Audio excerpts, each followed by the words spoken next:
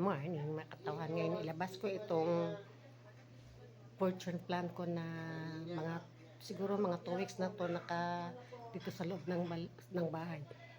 Ginawa ko interior plant. Tapos ko na, ito siya.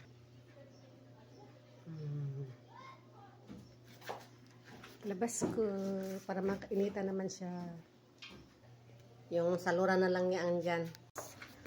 Yan na siya sa labas. Ayan.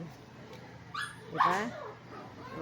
Gusto siya makatikim ng init ng araw. Init ng araw. Yun. I-arrange ko pa siya, ilagay ko pa siya sa tamang lugar. Bye-bye. Update ko kayo mamaya. Nalagay ko na siya sa tamang lalagyan niya. Hindi mo na siya pwede ibabad sa araw hanggang 9 AM lang siya, kasi pag mababad siya sa araw hanggang hapon, siya masunog kasi kalalabas lang 2 weeks galing siyang indoor plant. Yan na si fortune plant, diba? Diyan lang muna siya sa gilid ng bintana. Bye bye, love you all. Bye bye.